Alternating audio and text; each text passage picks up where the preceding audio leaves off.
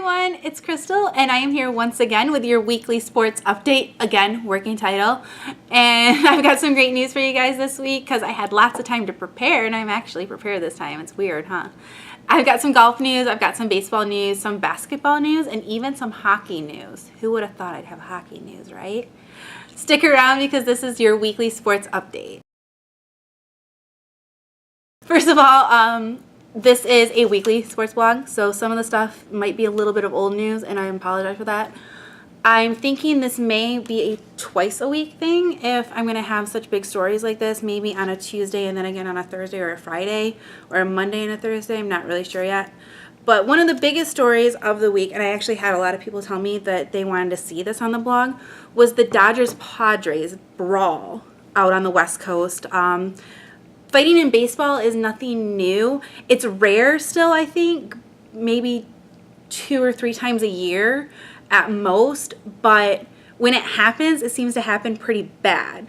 This one, pretty much anybody watching this game kind of sensed something like this coming. You never really want your player to charge the mound because you just know, A, somebody's going to get hurt, or B, somebody's going to get a huge fine and probably suspended for a couple of games.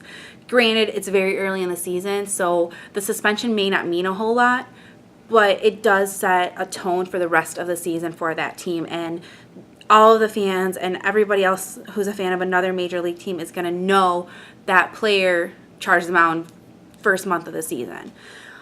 It's kind of hard to say who was at fault. I think both the pitcher and the batter were at fault. Anytime that a batter gets hit that many times, you kind of have to start thinking it's deliberate. At the same time, I'm not a pitcher, so I don't know what happens when that ball leaves your hand. But I can't imagine somebody intentionally wanting to hurt somebody so bad in the same sport that they play. They both do this for a living. They both obviously love the sport. I can't imagine somebody maliciously doing that. And I also can't imagine that happening in any sport. And we will talk about that in my next topic. But it's really hard to say who was at fault. Personally, I think they were both at fault. They both retaliated in the wrong way for what happened. Therefore, I think that they should both be suspended for the same amount of time until the first one is well enough to play. I think they should just have an even, well-rounded punishment for this incident that happened. They did play again for the first time since the incident yesterday, April 15th. By the way, I'm recording this on Tuesday night if you guys didn't catch that from the last video, even though you're watching this on Wednesday. They did play for the first time on Monday. The Padres did win 6-3, and they are still currently playing tonight, Tuesday night. Last I looked, I honestly don't remember who was winning the last time I looked, to be honest with you. But I do know that there was no retaliation on Monday. That's probably a good sign. Now, was there no retaliation because that was Jackie Robinson Day and they were doing that out of respect for the game? Or are they just mature players now and they realize the wrongs of their ways? We may never know. The point is there was no retaliation. I'm hoping that it was the latter. I'm actually hoping it was both. I'm hoping it was out of respect for Jackie Robinson Day, and I'm hoping that they are both mature players and they're both mature teams and they just want to put this whole incident behind them. So there's that. On to basketball. Everybody seems to love or hate Kobe Bryant. It's kind of like the same thing with LeBron. You love him or you hate him. There's really no in between if you're a basketball fan. He did have a season-ending Achilles tendon tear. The video wasn't nearly as gruesome to watch as the Kevin Ware incident, but you can definitely see the pain on Kobe's face. It definitely was not pleasant. Anybody tearing their Achilles tendon is not fun. However, I have seen somebody get their Achilles tendon sliced with a blade, and that's not fun either. Kobe was being a little bit of a crybaby about it, to be honest with you. He tore it doing a move he himself has said he has done a million times, which I'm sure he has, but you tore it yourself. That was you that did that. Ask Carlson in Ottawa how it feels to have a guy slice it with a blade and then text him that he hopes he's okay. Yeah, Kobe, stop crying. Okay? Seriously. Just stop. But is this the nail in the coffin for the Lakers? They've had a really rough season. It's not like they haven't had any bad injuries so far this year. Ask any Lakers fan and they'll tell you they don't want to hear about any more injuries. But to be honest with you, if Carlson can come back from this, Kobe, you can too. Trust me. I know you're a little bit older. I know you're a little bit, shall we say, taller. That's fine. But you run around in sneakers. This guy skates on a blade on ice. Okay? You just remember that. Yeah. Go buy another ring. Speaking of blades on ice, Yale University won their first NCAA tournament in the Frozen Four finals. They won 4-0 over Quinnipiac University. Okay, I didn't choose this school to win because I couldn't spell their name. You know I can't pronounce it either. Quinnipiac? Really? I can't pronounce that. I could barely spell it on my bracket. That's why I picked Minnesota to win, and I spelled that wrong too.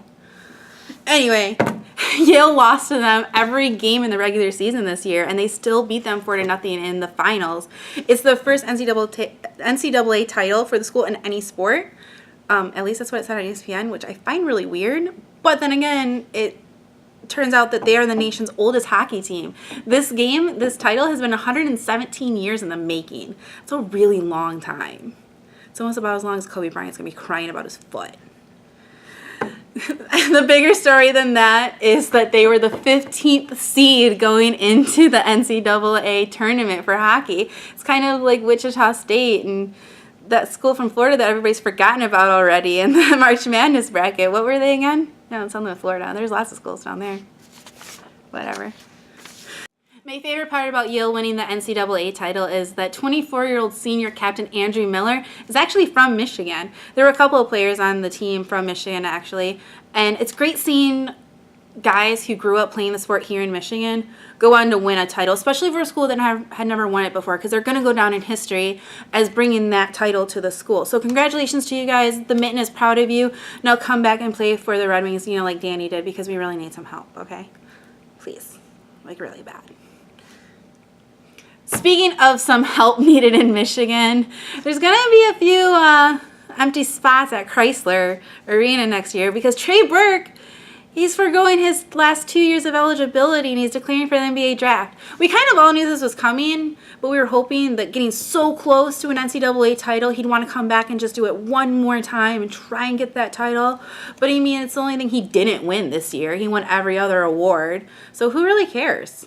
I mean, yeah, it sucks he's not coming back, but we'll be fine, right? God, I hope so. And of course, Sunday was the final round of play in the Masters golf tournament down in Augusta, Georgia. I didn't watch the entire thing. I actually, not going to lie, I just started paying attention to it when this whole thing about Tiger's controversial drop happened, just because I wanted to know what was going on. I honestly didn't watch it because I was working. I had it on at work, but I couldn't go out there and watch it. I was doing work, kind of. But I did watch the final round on Sunday, and it was very exciting because it went to a tie, and then it went to a tiebreaker, then it went to another tiebreaker. And it was really cool because Adam Scott from Australia won, and I love that when guys have two first names. That's awesome. He won, and you could tell he was very excited. Some great photos from the win, including him standing in the pouring rain in his green jacket. That's just an awesome moment in sports, Even if you don't like golf, you've got to have some respect for that. And the two players had a lot of respect for each other. Cabrera and Scott both had a lot of respect for each other. They were playing a tiebreaker. You saw a lot of emotion in every single putt that they made, which anytime you see that in sports, no matter what kind of sport it is, it's a really good scene. Now, the problem with the Masters this year was Tiger Woods going to be disciplined, i.e. DQ'd, or not for making his controversial drop? I want to know what you think in the comments, so be sure to leave your comments down below or over on the Facebook page. Let me know what you think should have happened at the Masters. Should Tiger Woods been able to finish fourth, or should he have been disqualified from the get-go as soon as this issue was brought up to officials? Let me know what you think in the comments below. That's going to do it for your weekly sports update. Again, that is the working title, so be sure to head over to the Facebook page and let me know what you think it should be called. Leave your own comment on a title that you may have come up with, or vote for the ones that are already there. Also, vote on which day you would like to see it posted. Let me know if you want to see it both days. Let me know if you want to see it early in the week and again later on in the week. Maybe we'll have two names. I don't know. It might get crazy up in here. Speaking of getting crazy up in here, I may or may not have a special guest that I'm going to interview tomorrow. I'll throw that up on the website as well tomorrow if it can happen. Not quite sure yet. I'm pretty sure I'm waking up every hotel guest in this wing of the hotel, but that's okay because I know at least one of them is really cool, and that's fine with me. So make sure you leave your comments down below. Visit the Facebook page. Vote, vote, vote, vote, vote. I cannot stress that enough. And I will see you again maybe next week, maybe later this week. We don't really know yet. You'll have to wait and find out. Until then, I will see you guys next time.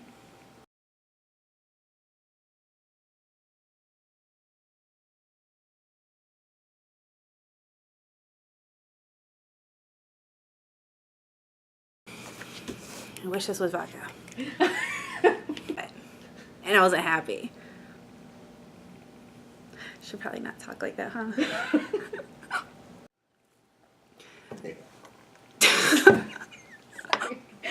That's going in the bloopers. Oh my God.